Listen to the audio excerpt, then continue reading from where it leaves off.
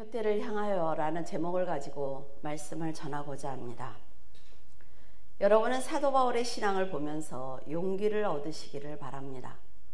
사도 바울은 빌립보 교회 성도들에게 성령으로 봉사하며 그리스도 예수로 자랑하고 육체를 신뢰하지 않는 우리가 곧 할례당이다 라고 말하고 있어요.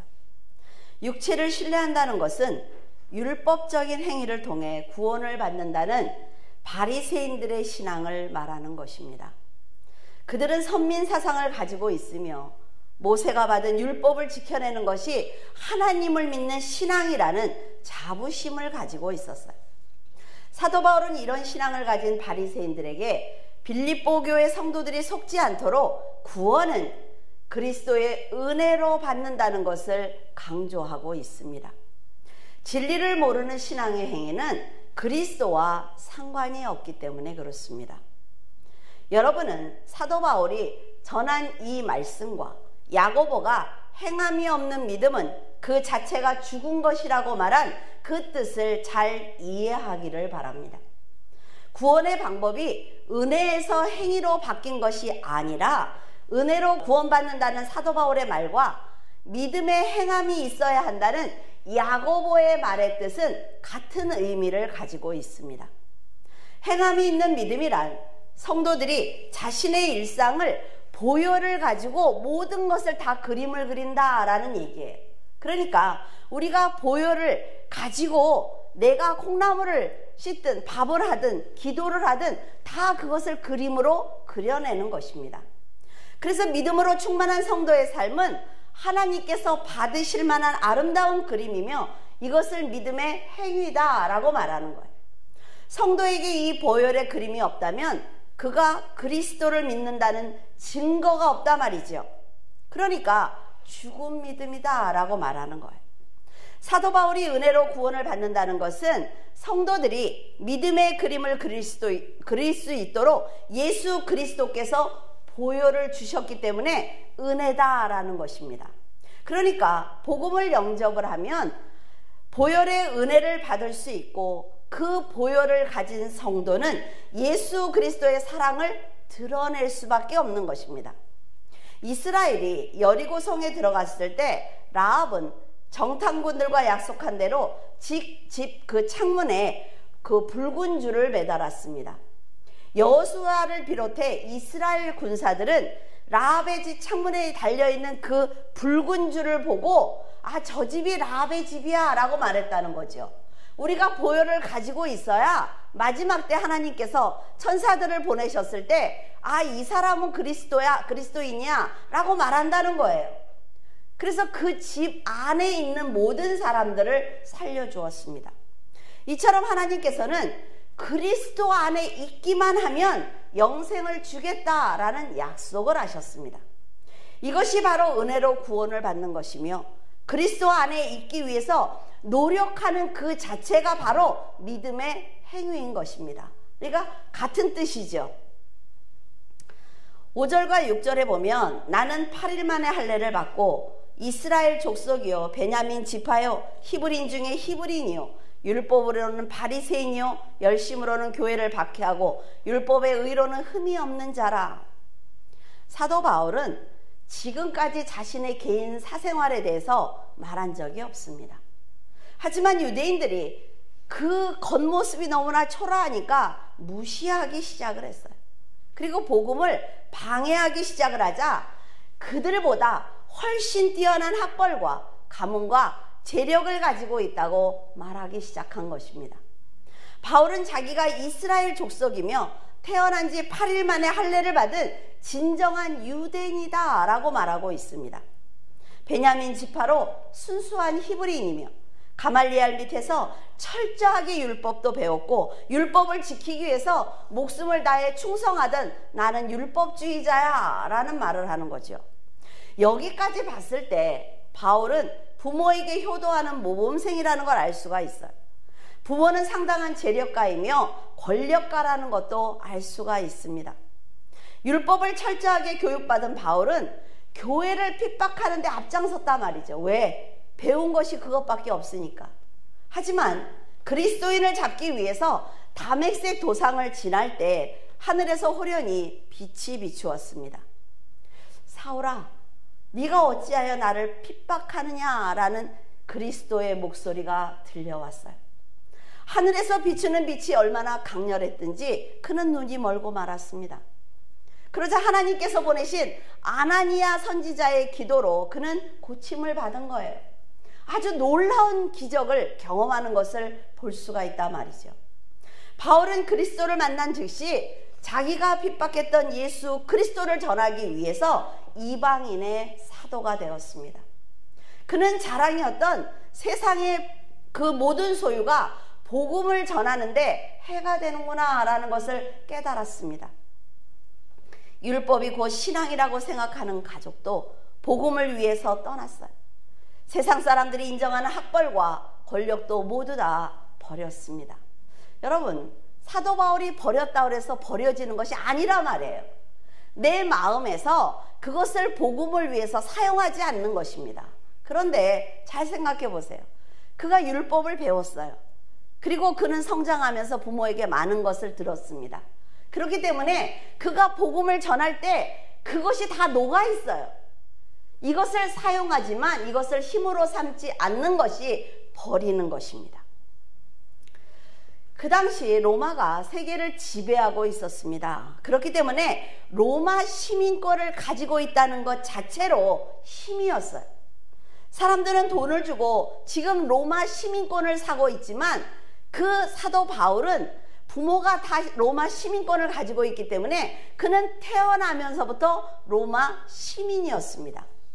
그러나 십자가에서 죽은 예수님이 그리스도라는 것을 알게 되자 그 모든 것을 기꺼이 버린 것입니다. 세상 사람들이 바울이 버린 그 권력을 갖기 위해서 죄를 짓기를 두려워하지 않고 있습니다. 하지만 바울은 그것이 헛되고 헛되다는 것을 깨달았단 말이죠. 율법을 지키는 가문에서 그리스도를 믿는다는 것은 용서받지 못할 죄입니다. 부모들이 가만히 두지 않겠지요. 그렇기 때문에 사랑하는 가족을 떠나야 하는 선택을 하게 된 것입니다. 이런 바울의 말을 듣고 있던 바리새인들은 그 좋은 가문과 학벌을 다 버리고 왜 이런 고생을 하고 있는지 바울이 더 이해가 되지 않았을 것입니다. 바울은 그들의 그런 마음을 모두 알고 있었어요. 그래서 그들을 향해서 이렇게 선포를 합니다. 세상을 버릴 수 있었던 것은 예수 그리스도가 메시아라는 확신이 있었기 때문이다. 복음이 진리라는 확신이 있었기 때문에 내가 그 좋은 모든 것을 다 버릴 수가 있었다. 이렇게 강력하게 선포를 한 것입니다. 만약 여러분이 세상이 모두가 부러워하는 혈통과 재산과 학벌을 가지고 있다면 사도 바울처럼 예수님을 위해서 모두 다 버릴 수 있겠습니까? 여러분은 선한 그림을 그리기 위해서 다 버려야만 합니다. 그런 선택을 해야만 하나님께서 그것을 다시 여러분에게 주셔서 빼앗기지 않는 그런 축복이 되는 거예요. 하나님께서 사람을 부르시는 것을 보면 정말 아주 특별하다라는 생각을 하게 됩니다. 그리스도를 영접하면 죽을 수도 있는 그 바울의 집안에서 그를 이방인의 사도로 부르신단 말이죠. 사람들이 얼마나 많아요. 하나님을 위해서 헌신하겠다고 그러는 제자들도 있고 너무나 많습니다. 그런데 하나님께서는 굳이 그 집안에서 그를 선택하시는 것입니다. 이스라엘이 정복해야 하는 여리고성이라 말이죠. 원수의 원수. 그런데 그 성 가운데 있는 라합을 부르시는 거예요. 그리고 그 여인을 통해서 정탐꾼을 살리게 하시고 그 여인과 그 여인의 집안에 있는 가족들을 구원하신 하나님의 역사는 아주 멋진 한 편의 드라마와 같습니다. 한 사람만 바로 서면, 그 집안에 한 사람만 하나님을 온전히 영접하면 그 집안은 다 살 수가 있어요. 라합의 친척들이 믿음이 있었다 이런 말 없단 말이죠. 노아의 가족들이 믿음이 있었다 이런 말 없어요.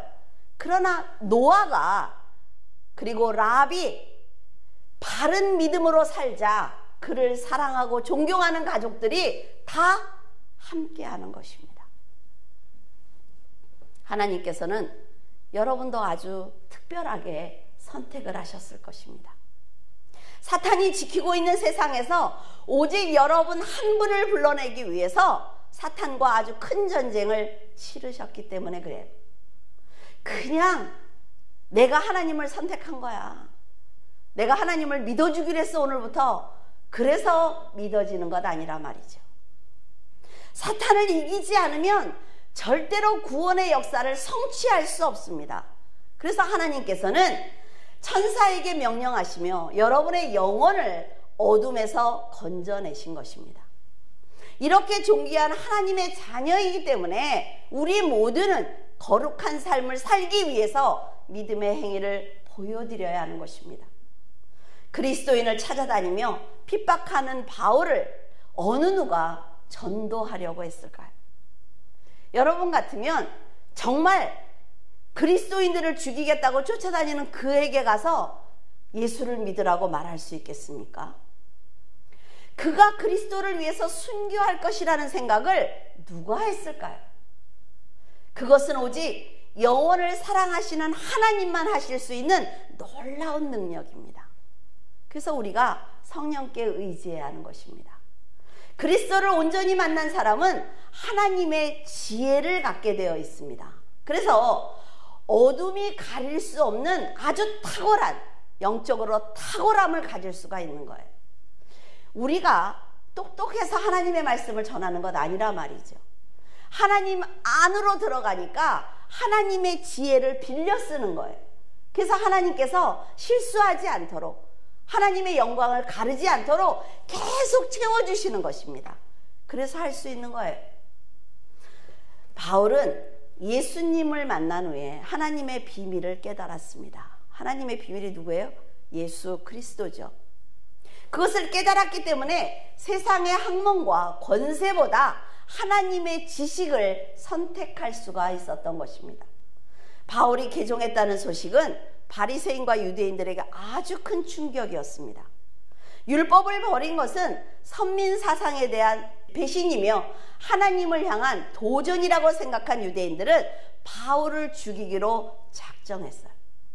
바울은 이런 사실을 알고 있었지만 도저히 전도를 중단하기를 결정할 수가 없었어요. 그래서 그는 계속해서 목숨을 걸고 복음을 전한 것입니다. 예수 그리스도를 만난 즉시 새 사람이 된 바울입니다. 그런 바울이 지금 자기들 눈앞에서 진리를 전하고 있는데도 사람들은 마음을 열지 않았습니다. 그들은 예수 그리스도를 구세주로 영접하지 않았기 때문에 구원의 기회를 받고도 천국에 들어가지 못한 것입니다. 듣지 않아서 구원받지 못한 것이 아니라 말이죠. 하나님의 의를 믿음으로 받아들이지 않았기 때문에 영원한 생명을 받지 못한 것입니다. 그리고 그리스도의 지체인 성도는 바울처럼 예수님과 함께 고난을 받을 줄 알아야 합니다. 예수 그리스도를 믿는다는 것은 입으로만 시인하는 것이 아니에요. 영원한 나라를 향해 평생 걸어가야 되기 때문에 고난은 반드시 따르게 되어 있습니다. 고린도후서 11장에 보면 바울은 선교 여행을 떠났을 때 많은 고난을 받았습니다. 옥에 갇히기도 하고 매도 수없이 맞았어요. 강도를 만났고 파산해서 여러 번 죽을 뻔도 했습니다. 복음을 전하기 위해서 매를 맞았다는 것은 지금 저처럼 이렇게 편하게 설교를 하거나 전도지를 나눠주는 그런 의미가 아니라 말이죠. 이를 부득부득 깔고 있는 사람에게 내가 복음을 전하다가 죽어도 좋다는 그런 생각을 하고 믿음으로 전했기 때문에 고난을 당한 것입니다. 바울을 신문하는 로마 행정관 곁에는 그 양날이 시퍼렇게 날이 선 도끼를 가지고 있는 사람이 수행원이 서 있었습니다. 그를 닉토르라고 불렀으며 사람들을 고문하는 매질 전문가예요. 그래서 행정관이 쳐라 라고 얘기를 하면 닉토르는 그 다발 가운데 가장 튼튼한 매를 꺼내서 바울의 등을 39대를 때리는 것입니다. 건장한 빅토르가 때리면 사람들은 거의 다 실신했다고 해요. 우리는 그 매만 봐도 질리지 않겠습니까? 매를 맞다가 실신한 바울이 죽은 줄 알고 성 밖으로 갖다 버릴 정도로 그들의 핍박은 대단한 것이었습니다. 바울은 그런 고통을 당하면서도 구원을 할 수만 있다면 복음을 전하다 죽어도 좋다는 신앙을 가지고 있었던 것입니다. 예수님께서 이방인의 사도가 되라는 명령을 하셨을 때 바울은 주저없이 고난의 길로 뛰어들었습니다. 배가 파산했을 때 얼음장보다 차가운 바닷물이라 말이죠. 그때 바울은 어떤 생각을 했을까요? 지옥은 이것보다 더 고통스러운 것이야. 그러니까 영혼들이 그곳에 가지 못하도록 내가 복음을 전해야 돼. 그런 생각을 하지 않았을까요? 길을 가다가 강도를 만나서 여러 번 죽을 뻔하여도 지옥에서 기다리고 있는 사탄이 강도보다 더 두려운 존재이기 때문에 사람들이 지옥에 가지 못하도록 복음을 전할 수밖에 없었던 것입니다. 굶고 춥고 헐벗은 날이 많아도 그리스도의 은혜를 생각하면 그는 이겨낼 수가 있었습니다. 불쌍한 영혼들에게 복음을 전하는 것이 자기의 사명이라는 것을 알았기 때문에 그는 죽을 힘을 다해서 인내했던 것입니다. 여러분, 타고나는 게 아니에요. 복음을 전하다가 고통을 받는 것을 타고나는 것이 아닙니다. 인내하는 거예요. 참는 것입니다. 여러분은 바울이 복음을 위해서 자기의 생명과 안위를 버렸다는 말씀을 듣고 어떤 생각이 드셨습니까? 성경에 나오는 믿음의 사람들이 우리와 다르다라는 생각을 하지 않기를 바랍니다. 사도 바울은 내 지체 속에서 다른 한 법이 내 마음의 법과 싸워서 나를 내 지체 속에 안에 있는 죄의 법 아래로 끌고 오는 것을 보는도다 라고 말을 했습니다. 그리고 자신은 공고한 사람이며 하나님께 나는 정말로 모자라고 부족합니다 라고 절규하는 것처럼 기도했습니다. 그래서 날마다 나는 죽노라 라고 말하는 거예요. 그의 안에서 두 마음이 싸웠다는 말을 들으면서 그 역시 복음의 길을 가기 위해서 얼마나 노력하고 있었는지 알 수가 있습니다. 여러분, 편히 사는 건 모르는 사람 없다 말이죠. 즐거운 건 모르는 사람 없어요. 돈 쓰고 사는 거 즐거운 거 모르는 사람 있습니까? 그럼에도 바울은 말씀 안에서 살기 위해서 마지막까지 견뎌낸 것입니다. 9절에 그 안에서 발견되려 함이니 내가 가진 의는 율법에서 난 것이 아니요 오직 그리스도를 믿음으로 말미암은 것이니 곧 믿음으로 하나님께서 난 의라. 바울이 세상의 가문과 학벌과 재력을 가지고 복음을 전했다면 사람들은 그와 친해지기 위해서라도 그에게 가까이 왔을 것입니다.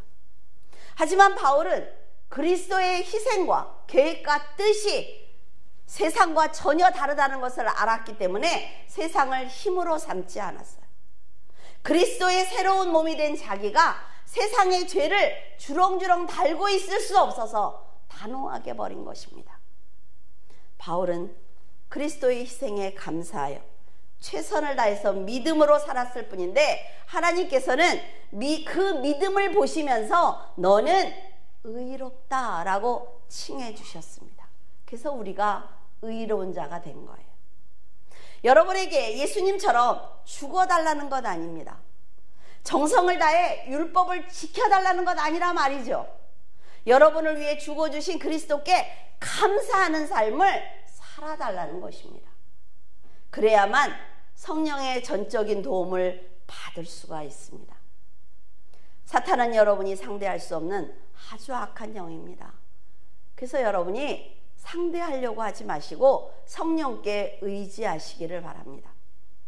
본향으로 가는 도중 잠시 머물고 있는 이 세상과 이 세상의 법과 사람 때문에 하나님의 말씀을 거역하는 어리석은 선택을 하지 않기를 바랍니다.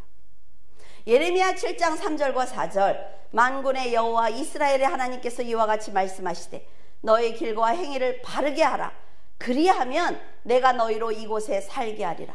너희는 이것이 여호와의 성전이라 여호와의 성전이라 여호와의 성전이라 하는 거짓말을 믿지 말라. 유대 사람들이 예배를 드리기 위해서 하나님의 전에 왔습니다. 여호와께서 그들에게 말씀하시기를 너희가 너희의 길을 그리고 행위를 바르게 하면 어떤 어려움이 닥쳐도 내가 너희를 도와줄 거야 라는 약속을 이미 하셨습니다. 하지만 그들은 밖에 나가면 하늘 황후에게 자기의 자식을 제물로 바치는 그런 악한 삶을 살고 있었단 말이죠. 그런 그들이 하나님의 전에 와서 하는 말이 여기는 하나님의 성전이야. 하나님의 거룩한 성전이야 라고 말을 하는 거예요. 그러니까 하나님이 역겹다고 하시는 거죠. 너희가 무익한 거짓말을 하고 있다고 진노하고 계십니다.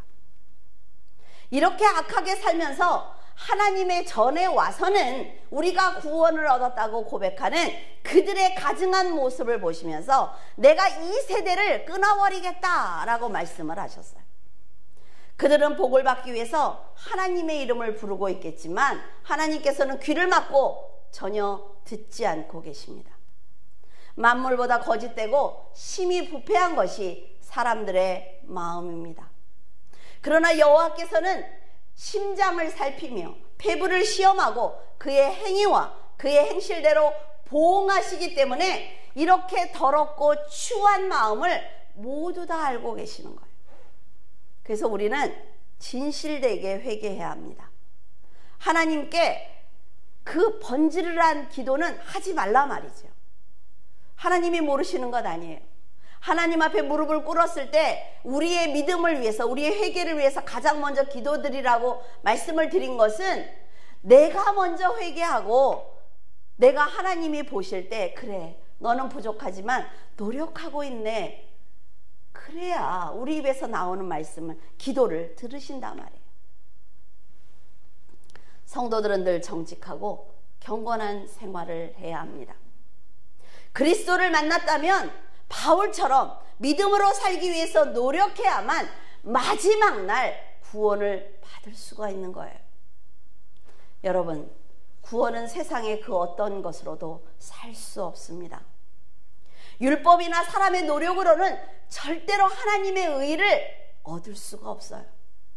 오직 그리스도를 믿는 믿음으로만 구원을 받을 수 있기 때문에 예레미야의 간곡한 부탁을 버리지 말고 신앙의 행위를 드러내야만 합니다. 그러면 그것을 보신 하나님께서 평안과 안식을 주실 것입니다. 그러니까 이스라엘이 너무 답답한 게 이스라엘이 어려움을 당했잖아요. 그래서 하나님이 이끌어냈어요. 그래서 모든 적들을 물리쳐서 평안을 주셨죠. 여기서 다시 일로 간단 말이죠. 죄자리로 다시 가는 거예요. 평안을 주시면 이제 그 평안을 가지고 내가 하나님의 성도로서 뭔가를 보여드려야 되는데 평안하다, 평안하다. 그 평안을 누리고 있단 말이죠. 여러분, 인생의 종말을 맞이하면 영과 육과 혼이 분리됩니다. 그래서 하나님을 영접할 수 있는, 예수 그리스도를 영접할 수 있는 기회는 이 땅에서밖에 없어요. 천국과 지옥을 믿든 믿지 않든 죽음을 맞이하면 영은 영을 주신 하나님께로 가고 혼은 우리 혼이잖아요. 그렇죠? 이 혼은 천국을 가든지 지옥을 가든지 하는 거예요. 그리고 이 육은 다시 땅으로 돌아가는 것입니다. 창세기에 우리 이 몸을 흙으로 만드셨잖아요. 그래서 우리가 생명이 끝나면 다 자기 자리로 돌아간단 말이죠. 그래서 여러분, 우리는 정말 이 모든 사실을 이렇게 쉽게 알고 있지 않습니까? 성경에 기록되어 있으니까. 그래서 사랑하는 사람들과 가족들에게 담대하게 복음을 전해야 합니다. 그들이 예수 그리스도를 영접해서 함께 천국에 갈 수 있도록 우리가 선하게 살아서 믿음의 그 사랑을 보여줘야만 하는 것입니다.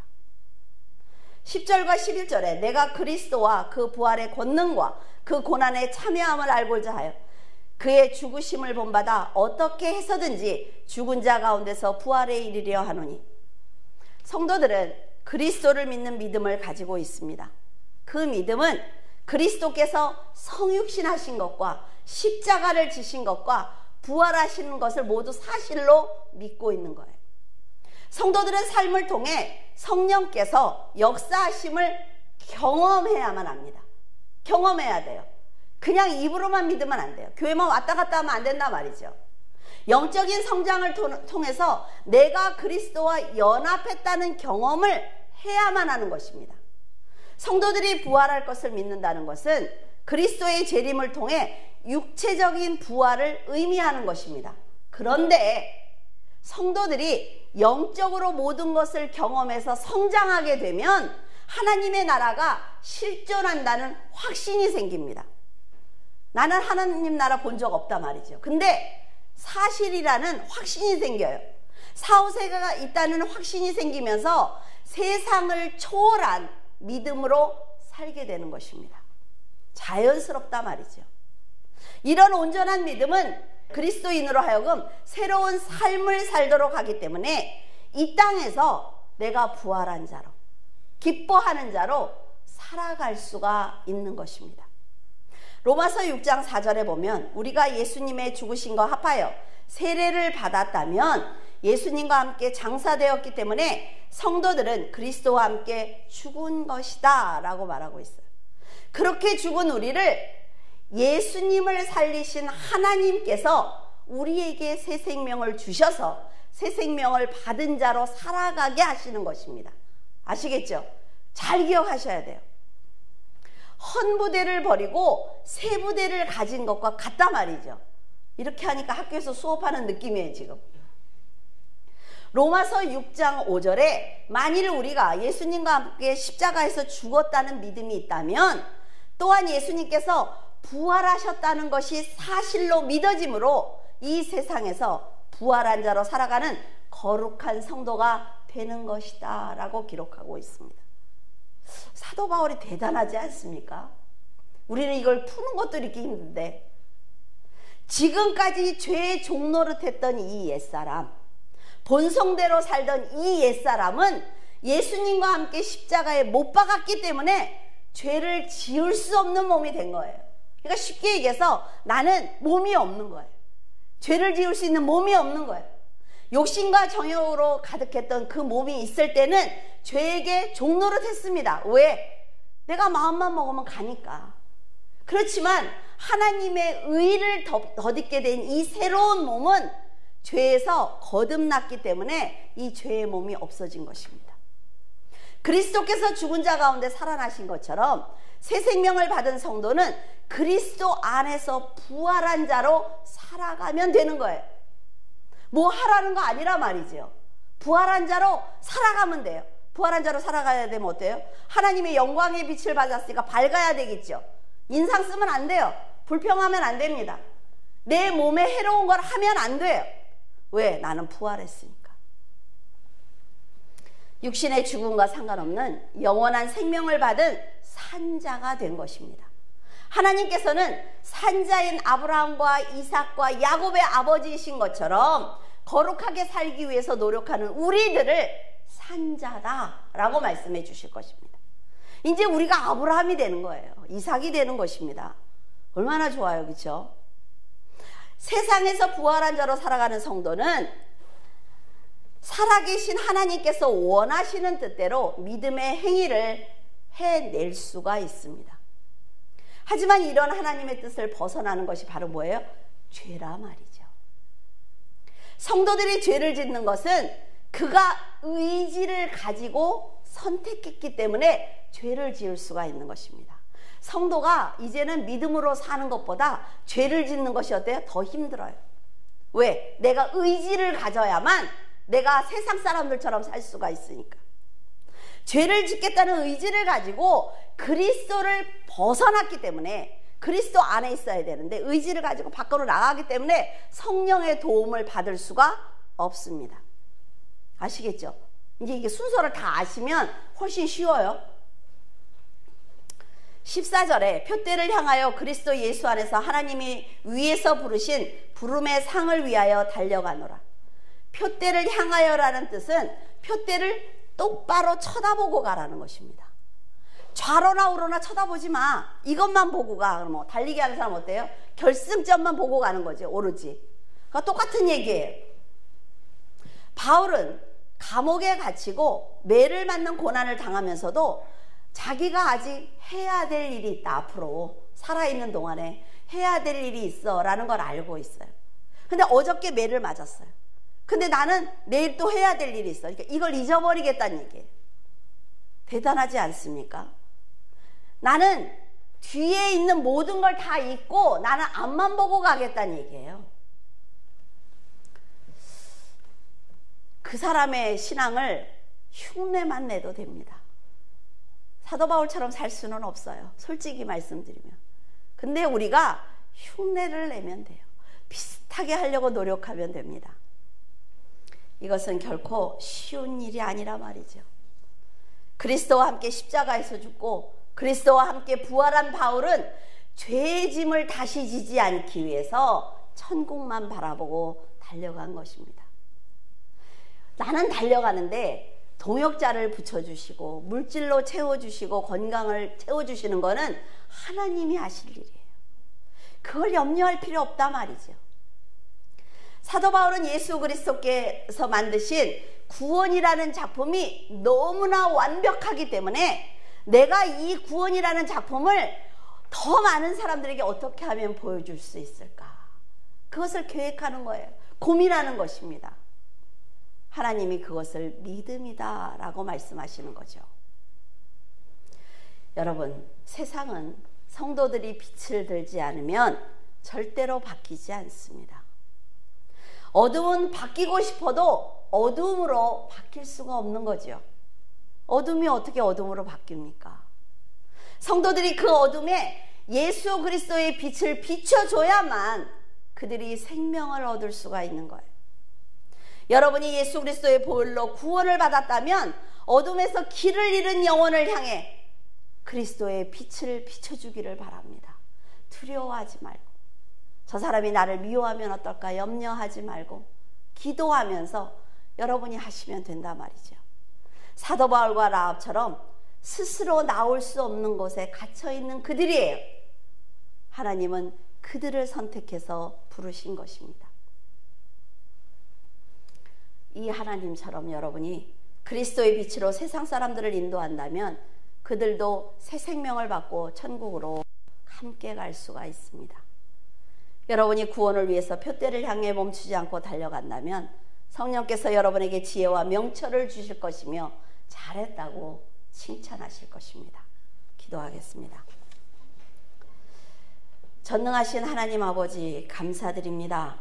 저희들은 하나님의 보호를 받고 살면서도 늘 힘들다고 더 복되게 살게 해달라고 불평하고 있습니다.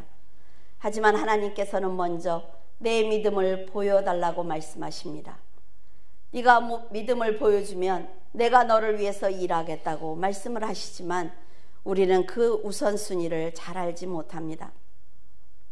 예수님께서 이 잔을 피할 수 있으면 피하게 해달라고 간구하셨고 왜 나를 버리셨느냐고 하나님을 향해 절규하셨지만 우리는 예수님이 십자가에서 그렇게 고통을 당해야만 우리가 구원을 받을 수 있다는 생각에 같이 아파하지 않았습니다. 사도 바울이 그리스도를 영접하고 난 후 죄를 짓지 않기 위해서 절규하는 말을 들으면서도 복음을 위해서 그가 선택한 길이기 때문에 그 고통에 동참하지 않아도 된다고 말을 했습니다. 저희들은 저희들의 어려움만 더 크게 보일 뿐입니다. 예수님의 고통스러운 부르짖음도 사도 바울의 절기도 들리지 않습니다.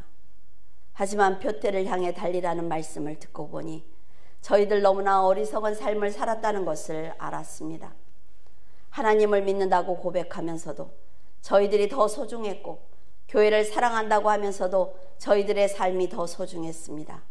하나님, 용서하여 주시기를 원합니다.